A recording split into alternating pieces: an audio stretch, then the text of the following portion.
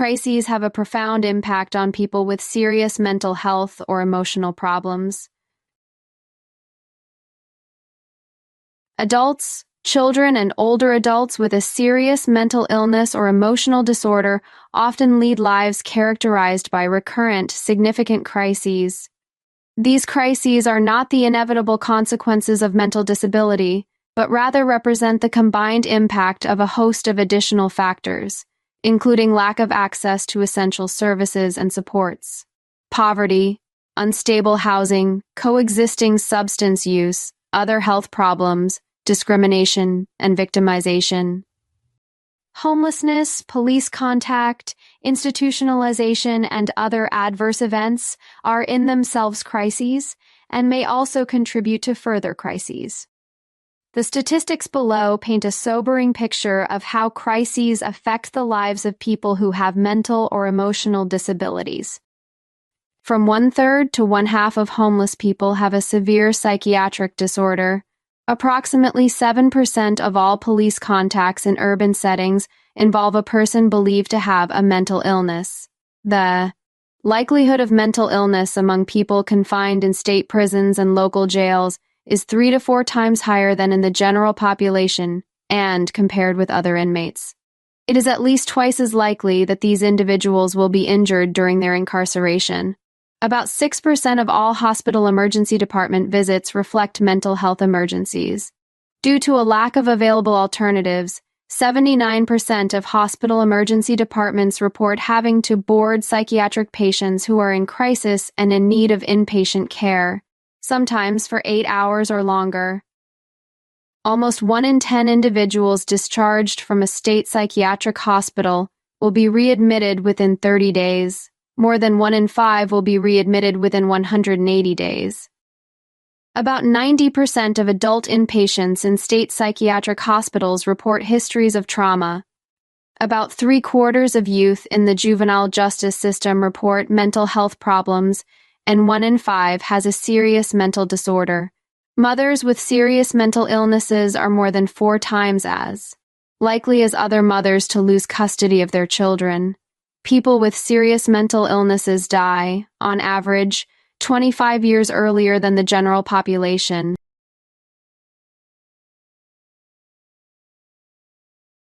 Many such individuals experience a cascade of crisis events that place them in more than one of these statistical groups. For instance, readmission to a psychiatric institution, a high probability for adults who have been discharged from a state psychiatric hospital. Based on these data may feature a series of crisis events for the individual, the psychiatric emergency itself, forcible removal from one's home, being taken into police custody, handcuffed and transported in the back of a police car, evaluation in the emergency department of a general hospital, transfer to a psychiatric hospital, a civil commitment hearing, and so on. And at multiple points in this series of interventions, there is a likelihood that physical restraints, seclusion, involuntary medication, or other coercion may be used. Intense feelings of disempowerment are definitional of mental health crises, yet as the individual becomes the subject of a disposition at each juncture, that person may experience a diminishing sense of control. In the wake of rare but highly publicized tragedies attributed to people with mental illnesses, there is often a temporary surge in political concern about mental health care and expanding crisis interventions. Sadly, the more commonplace crises endured every day by many thousands of adults. Older adults and children with serious mental or emotional problems tend to generate neither media attention nor political concern. While no one with a mental or emotional disorder is immune from crises, people with what are termed serious mental illnesses defined as schizophrenia, bipolar disorder, and major depression may be most reliant on public systems. They also may be at great risk of recurrent crises and interventions that exacerbate their clinical and social problems. These guidelines focus most specifically on individuals with serious mental or emotional problems who tend to encounter an assortment of governmental or publicly funded interveners when they are in crisis. Nevertheless, the values, principles, and strategies embedded in the guidelines that follow are applicable to all individuals with mental health care needs, across populations and service settings. Individuals whose diagnoses do not fit serious mental illnesses may be vulnerable to serious mental health crises that can have devastating outcomes. Interventions on their behalf are more likely to occur within the private healthcare sector, which mirrors public mental health systems' problems in providing early and meaningful access to help. Within these parallel systems, crisis services are provided in a broad array of settings that ultimately will require translation of the guidelines presented here into specific protocols that break cycles of crises and advance the prospects of recovery for people with mental illnesses. What it means to be in a mental health crisis. Too often, public systems respond as if a mental health crisis and danger to self or others were one and the same. In fact, danger to self or others derives from common legal language defining when involuntary psychiatric hospitalization may occur. At best, this is a blunt measure of an extreme emergency. A narrow focus on dangerousness is not a valid approach to addressing a mental health crisis. To identify crises accurately requires a much more nuanced understanding and a perspective that looks beyond whether an individual is dangerous or immediate psychiatric hospitalization is indicated. While behaviors that represent an imminent danger certainly indicate the need for some sort of an emergency response, these behaviors may well be the culmination of a crisis episode, rather than the episode in its entirety. Situations involving mental health crises may follow trajectories that include intense feelings of personal distress, e.g., anxiety, depression, anger, panic, hopelessness, obvious changes in functioning, e.g., neglect of personal hygiene, unusual behavior, or catastrophic life events, e.g., disruptions in personal relationships, support systems or living arrangements, loss of autonomy or parental rights, victimization, or natural disasters. Because only a portion of real-life crises may actually result in serious harm to self or others, a response that is activated only when physical safety becomes an issue is often too little, too late, or no help at all in addressing the root of the crisis. And a response that does not meaningfully address the actual issues underlying a crisis may do more harm than good. The need for crisis standards. Individuals experiencing mental health crises may encounter an array of professionals and non-professionals trying to intervene and help.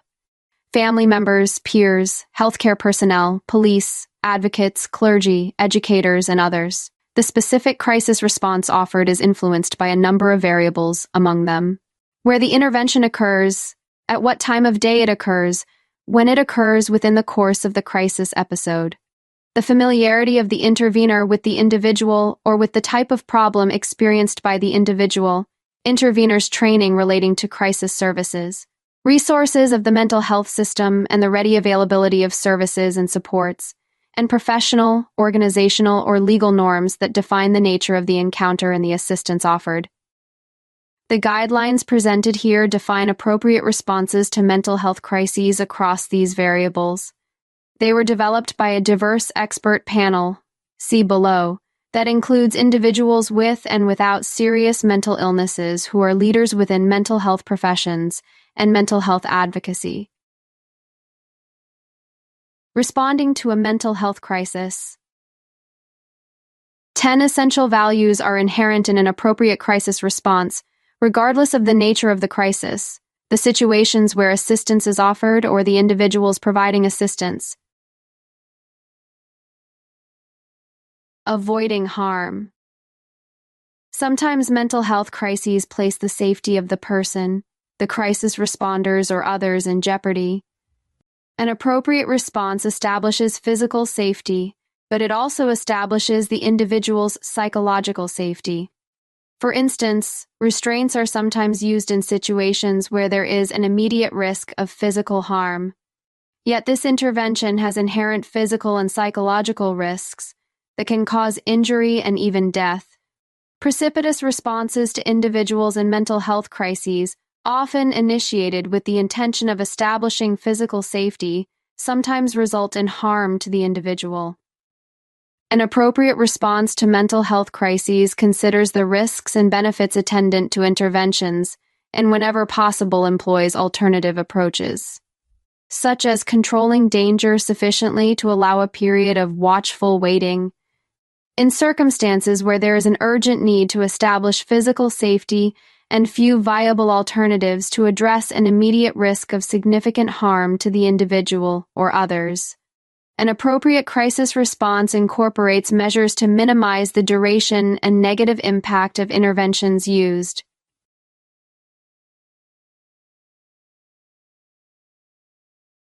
Intervening in person-centered ways. Mental health crises may be routine in some settings and perhaps have even come to be routine for some people with serious mental health or emotional problems. Nevertheless, appropriate crisis assistance avoids rote interventions based on diagnostic labels, presenting complaint or practices customary to a particular setting. Appropriate interventions seek to understand the individual, his or her unique circumstances, and how that individual's personal preferences and goals can be maximally incorporated in the crisis response. Shared responsibility. An acute sense of losing control over events or feelings is a hallmark of mental health crises. In fact, research has shown feeling out of control to be the most common reason consumers cite for being brought in for psychiatric emergency care. An intervention that is done to the individual rather than with the individual can reinforce these feelings of helplessness. One of the principal rationales for person-centered plans is that shared responsibility promotes engagement and better outcomes. While crisis situations may present challenges to implementing shared, person-centered plans, ultimately an intervention that considers and, to the extent possible, honors an individual's role in crisis resolution may hold long-term benefits. An appropriate crisis response seeks to assist the individual in regaining control by considering the individual an active partner in, rather than a passive recipient of services. Addressing trauma. Crises themselves are intrinsically traumatic, and certain crisis interventions may have the effect of imposing further trauma, both physical and emotional. In addition, people with serious mental illness have a high probability of having been victims of abuse or neglect. It is essential that once physical safety has been established, harm resulting from the crisis or crisis response is evaluated and addressed without delay by individuals qualified to diagnose and initiate needed treatment. There is also a dual responsibility relating to the individual's relevant trauma history and vulnerabilities associated with particular interventions. Crisis responders should appropriately seek out and incorporate this information in their approaches, and individuals should take personal responsibility for making this crucial information available, for instance, by executing advance directives. Establishing feelings of personal safety. An individual may experience a mental health crisis as a catastrophic event and, accordingly, may have an urgent need to feel safe. What is regarded as agitated behavior may reflect an individual's attempts at self-protection, though perhaps to an unwarranted threat. Assisting the individual in attaining the subjective goal of personal safety requires an understanding of what is needed for that person to experience a sense of security, perhaps contained in a crisis plan, or personal safety plan previously formulated by the individual, and what interventions increase feelings of vulnerability, for instance, confinement in a room alone. Providing such assistance also requires that staff be afforded time to gain an understanding of the individual's needs and latitude to address these needs creatively.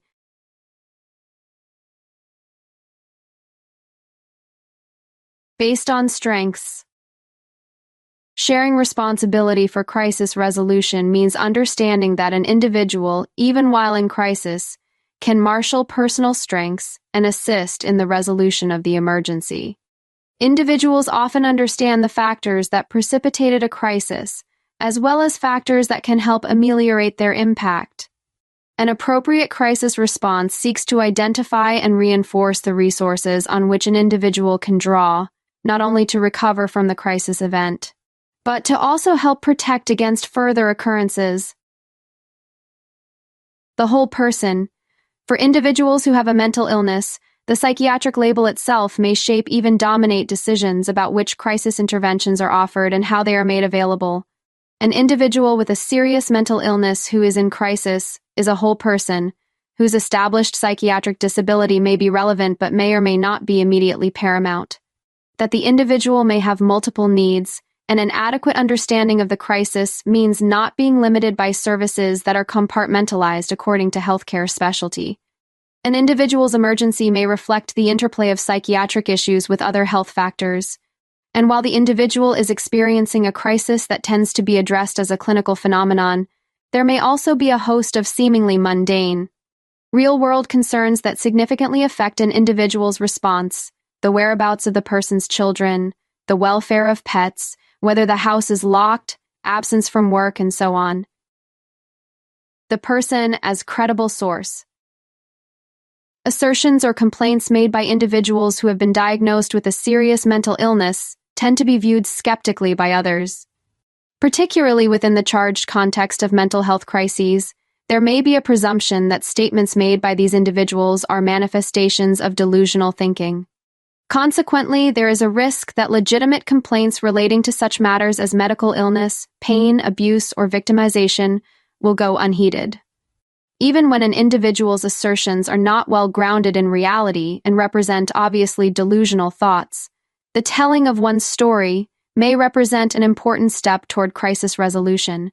For these reasons, an appropriate response to an individual in mental health crisis is not dismissive of the person as a credible source of information, factual or emotional. That is important to understanding the person's strengths and needs.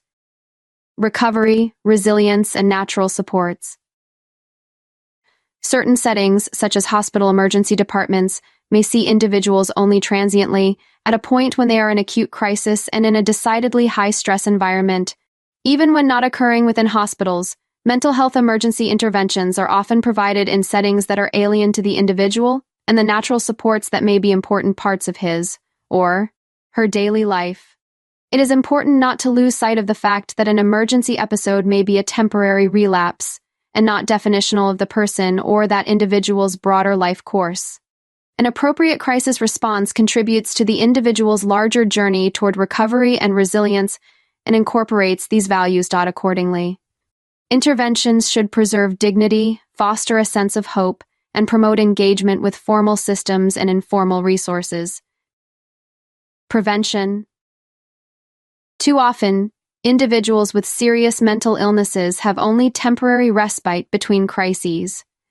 An appropriate crisis response works to ensure that crises will not be recurrent by evaluating and considering factors that contributed to the current episode and that will prevent future relapse. Hence, an adequate crisis response requires measures that address the person's unmet needs, both through individualized planning and by promoting systemic improvements. Principles for enacting the essential values. Several principles are key to ensuring that crisis intervention practices embody these essential values. Access to supports and services is timely. Ready access to assistance is important not only because it holds the promise of reducing the intensity and duration of the individual's distress, but also because as a crisis escalates, options for interventions may narrow. Timely access presupposes 24 hours, 7 days a week availability, and a capacity for outreach when an individual is unable or unwilling to come to a traditional service site. Services are provided in the least restrictive manner.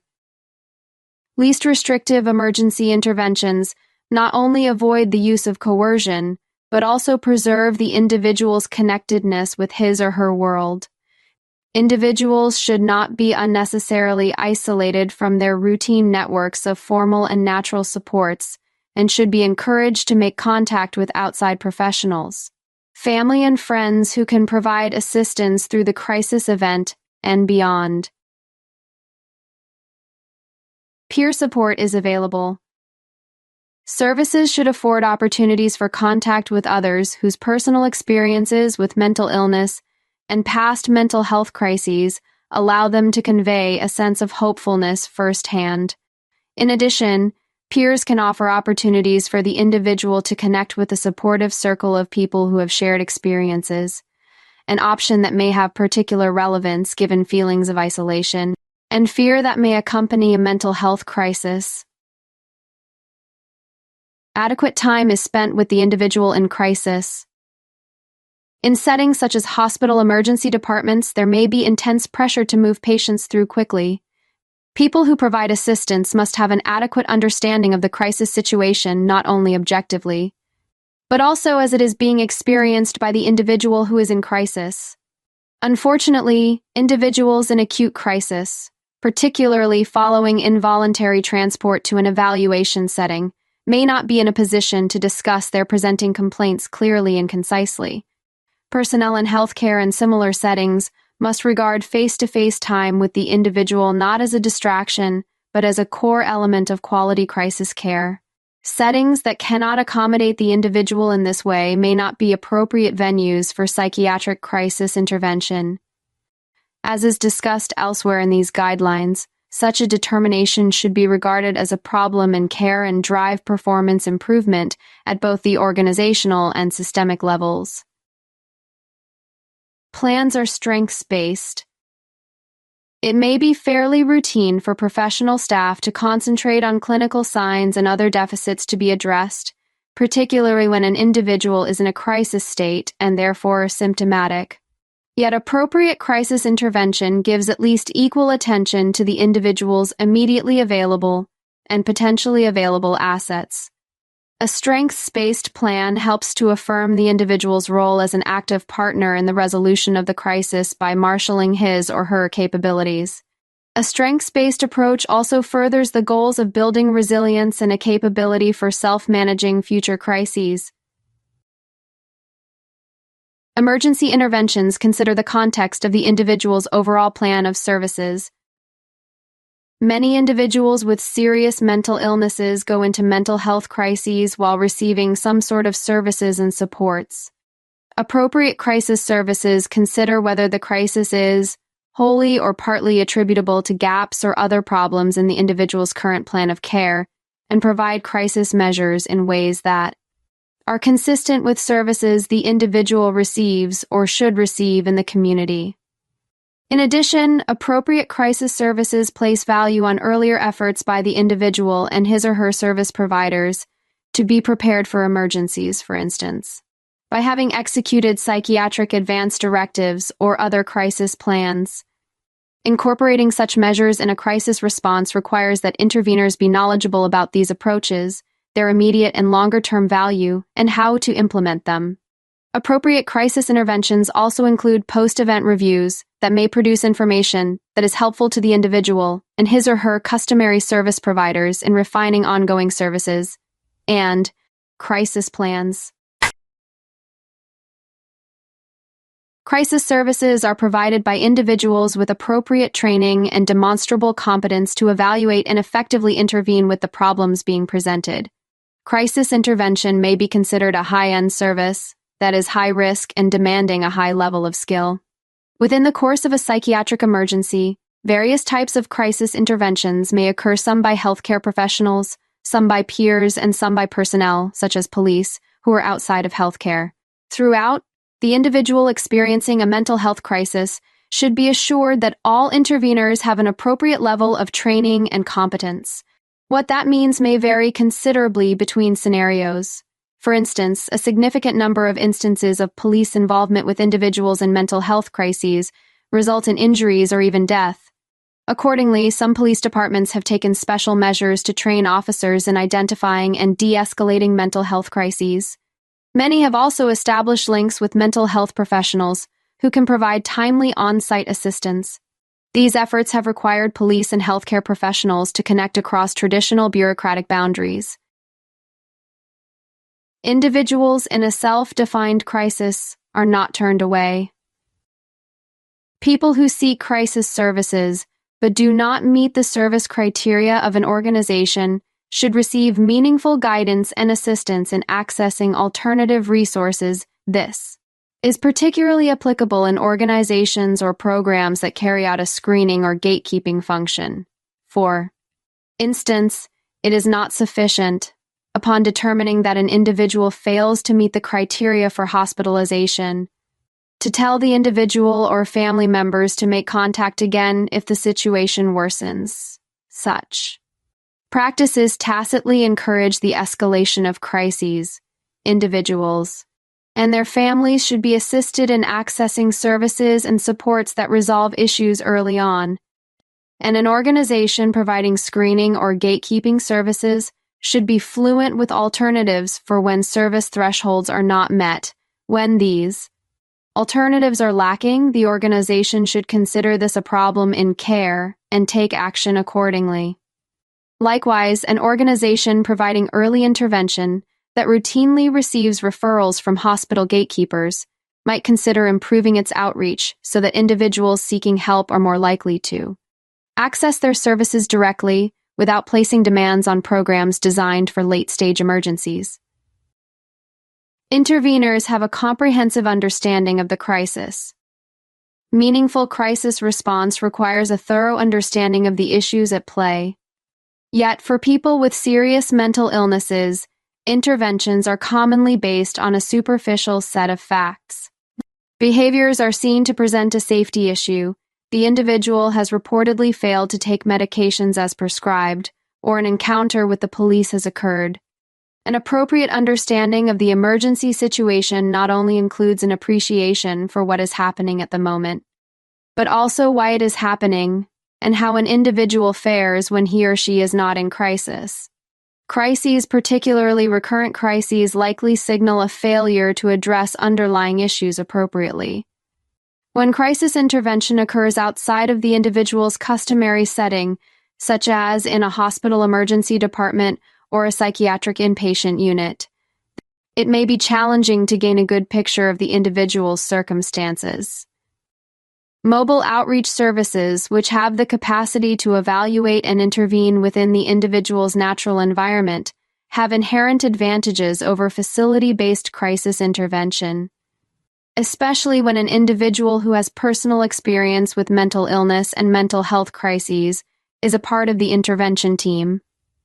Such mobile outreach capacity is even more meaningful when it is not restricted to a special crisis team, but rather when staff and peers familiar with the individual have the ability to literally meet the individual where he or she is.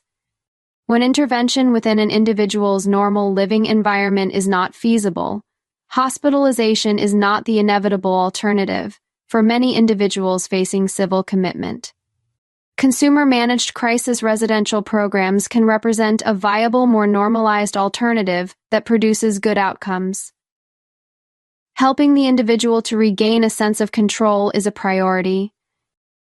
Regaining a sense of control over thoughts, feelings, and events that seem to be spinning out of control may be paramount for an individual in mental health crisis.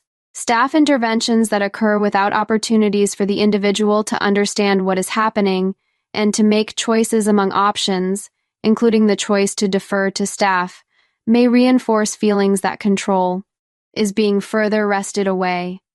The individual's resistance to this may be inaccurately regarded as additional evidence of his or her incapacity to understand the crisis situation.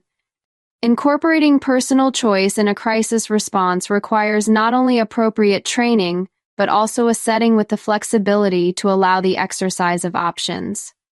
Informed decision-making in this context is not a matter of simply apprising the individual of the empirically derived risks and benefits associated with various interventions. It also includes an understanding among staff that an ostensibly suboptimal intervention that is of the individual's choosing may reinforce personal responsibility, capability, and engagement, and can ultimately produce better outcomes. The specific choices to be considered are not limited to the use of medications, but also include the individual's preferences for what other approaches are to be used where crisis assistance takes place. involving whom and with what specific goals. While the urgency of a situation may limit the options available, such limitations may also highlight how earlier interventions failed to expand opportunities to exercise personal control. Post-crisis recovery plans or advanced directives developed by the individual with assistance from crisis experts are important vehicles for operationalizing this principle. Services are congruent with the culture, gender, race, age, sexual orientation, health literacy, and communication needs of the individual being served. Given the importance of understanding how an individual is experiencing a crisis and engaging that individual in the resolution process, being able to effectively connect with the individual is crucial. A host of variables reflecting the person's identity and means of communicating can impede meaningful engagement at a time when there may be some urgency. Establishing congruence requires more than linguistic proficiency or staff training in cultural sensitivity. It may require that to the extent feasible. An individual be afforded a choice among staff providing crisis services. Rights are respected. An individual who is in crisis is also in a state of heightened vulnerability. It is imperative that those responding to the crisis be versed in the individual's rights among them. The right to confidentiality, the right to legal counsel, the right to be free from unwarranted seclusion or restraint, the right to leave, the right for a minor to receive services without parental notification, the right to have one's advance directive considered, the right to speak with an ombudsman, and the right to make informed decisions about medication. It is critical that appropriately trained advocates be available to provide needed assistance. Correctly or not, many individuals with serious mental illnesses have come to regard mental health crisis interventions as episodes where they have no voice and their rights are trampled or ignored. Meaningfully enacting values of shared responsibility and recovery requires that the individual have a clear understanding of his or her rights and access to the services of an advocate. It is also critical that crisis responders not convey the impression that an individual's exercise of rights is a hostile or defiant act. Services are trauma-informed. Adults, children, and older adults with serious mental or emotional problems often have histories of victimization, abuse, and neglect, or significant traumatic experiences. Their past trauma may be in some ways similar to the mental health crisis being addressed. It is essential that crisis responses evaluate an individual's trauma history and the person's status with respect to recovery from those experiences. Similarly, it is critical to understand how the individual's response within the current crisis may reflect past traumatic reactions and what interventions may pose particular risks to that individual based on that history. Because of the nature of trauma, appropriately evaluating an individual requires far more sensitivity and expertise than simply asking a series of blunt, potentially embarrassing questions about abuse and checking off some boxes on a form. It requires establishing a safe atmosphere for the individual to discuss these issues and to explore their possible relationship to the crisis event. Recurring crises signal problems in assessment or care. Many organizations providing crisis services, including emergency departments, psychiatric hospitals, and police, are familiar with certain individuals who experience recurrent crises. They have come to be regarded as high-end users. In some settings, processing these individuals through repeated admissions within relatively short periods of time becomes so routine that full reassessments are not conducted. Rather, clinical evaluations simply refer back to assessments and interventions that were conducted in previous, unsuccessful episodes of care. While staff sometimes assume that these scenarios reflect a patient's lack of understanding or willful failure to comply with treatment, recurrent crises are more appropriately regarded as a failure in the partnership to achieve the desired outcomes of care. And rather than reverting to expedient clinical evaluations and treatment planning that will likely repeat the failed outcomes of the past, recurrent crises should signal a need for a fresh and careful reappraisal of approaches, including engagement with the individual and his or her support network. Meaningful measures are taken to reduce the likelihood of future emergencies. Considering the deleterious impact of recurrent crises on the individual, interventions must focus on lowering the risk of future episodes. crisis intervention must be more than another installment in an ongoing traumatic cycle. Meaningfully improving an individual's prospects for success requires not only good crisis services and good discharge planning, but also an understanding that the crisis intervener, be it police, hospital emergency department, community mental health program, or protective service agency, is part of a much larger system. Performance improvement activities that are confined to activities within the walls of a single facility or a specific program are sharply limited if they do not also identify external gaps in service and supports that caused an individual to come into crisis. Although addressing certain unmet needs may be beyond the purview of one facility or program, capturing and transmitting information about unmet needs to entities that have responsibility and authority, e.g., state mental health programs, housing authorities, foster care, and school systems, is an essential component of crisis services. Infrastructure. An organization's infrastructure should support interventions consistent with the values and principles listed above.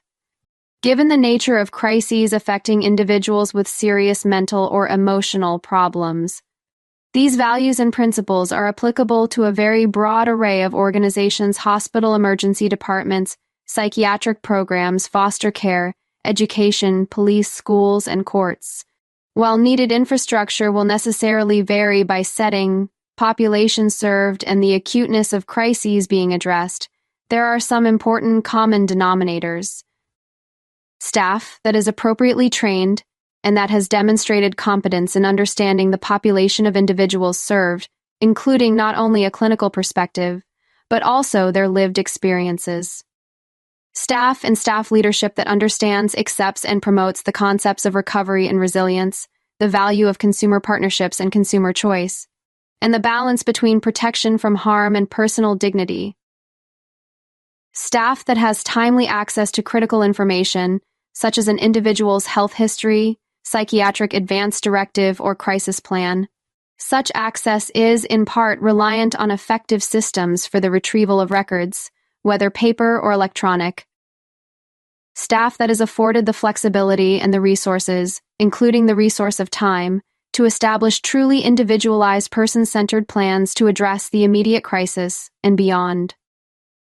Staff that is empowered to work in partnership with individuals being served and that is encouraged, with appropriate organizational oversight, to craft and implement novel solutions. Coordination and collaboration with outside entities that serve as sources of referrals and to which the organization may make referrals. Such engagement should not be limited to service providers within formal networks, but should also include natural networks of support relevant to the individuals being served. An organizational culture that does not isolate its programs or its staff from its surrounding community and from the community of individuals being served. This means that the organization does not limit its focus to specific patient-level interventions, but also positions itself to play a meaningful role in promoting indicated strategies for the high-risk population it serves and universal strategies that target prevention within the general population. The intent here is not to dissipate the resources or dilute the focus of an organization, but to assure recognition that its services are a part of a larger spectrum and that it actively contributes to and benefits from overall system refinements. Rigorous performance improvement programs that use data meaningfully to refine individuals' crisis care and improve program outcomes. Performance improvement programs should also be used to identify and address risk factors or unmet needs that have an impact on referrals to the organization, and the vulnerability to continuing crises, making it happen. The need for major improvements in crisis services for adults, children, and older adults with serious mental or emotional problems is obvious. The statistics presented in the introduction to these guidelines make a clear case that people with mental illnesses are vulnerable to repeated clinical and life crises that can have deleterious effects on the individual, families, and social networks and communities. Many interventions could have a significant, positive impact on the frequency and severity of mental health crises, but they are not readily available to most of the individuals who need them. Properly applied, these guidelines should work to improve the quality of services for people who are in or are vulnerable to mental health crises.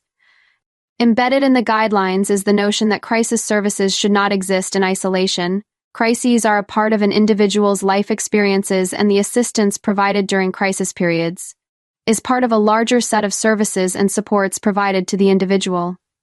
While the values, principles, and infrastructure recommendations presented here focus on crises affecting people with serious mental illnesses, they also have wider application. They reflect generally accepted approaches to working with individuals who have mental or emotional problems, whether or not they are in crisis.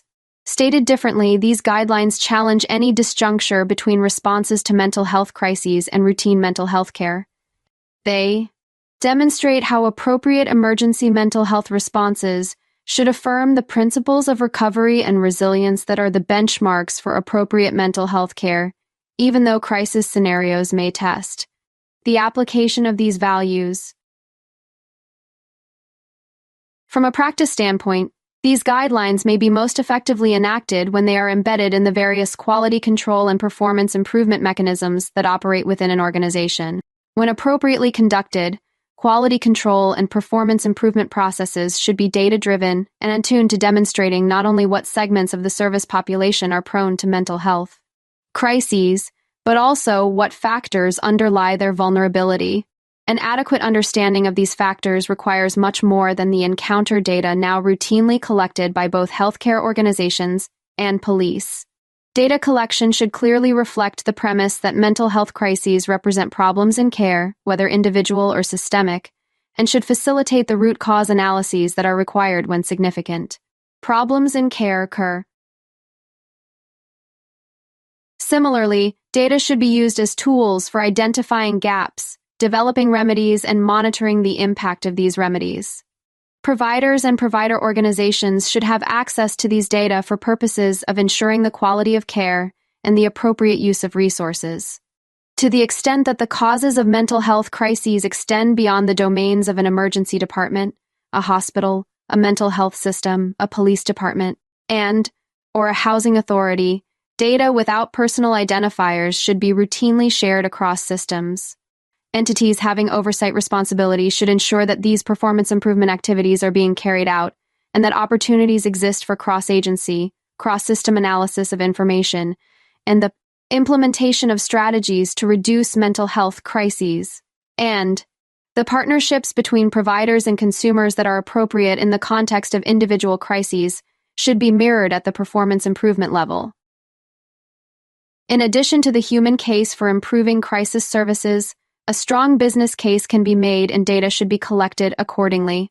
Current approaches to crisis services needlessly perpetuate reliance on expensive, late-stage interventions such as hospital emergency departments, and on settings that have inherent risks for harm for people with mental health needs, for instance, jails and juvenile justice facilities.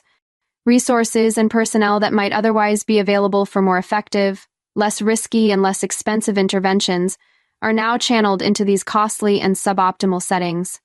The factors that sustain late-stage crisis interventions may be linked to reimbursement practices and political considerations, yet in some ways the service system is itself complicit. Performance improvement data derived from on-the-ground case experience can paint a compelling story of how the right services at the right time would look for individuals who are currently at high risk for future crises. These data can also set the stage for concrete discussions of the costs and the benefits of changes in policies governing the provision and funding of services and supports. In short, the approach to crisis services must be forward-looking rather than merely reactive, with success seen as the ability of the individual served to return to a stable life in the community, rather than leading merely to an increase in the number of beds available for mental health care. It must have as its goal a reduction in the number of crises among people with mental illnesses, and therefore a reduced need for emergency services.